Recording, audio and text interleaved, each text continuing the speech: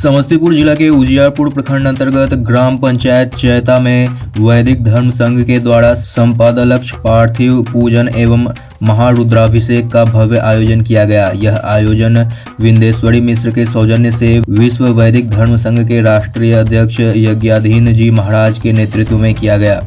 उन्होंने बताया कि पूजन कल्याण के लिए तथा आत्मसंतुष्टि के लिए किया गया है।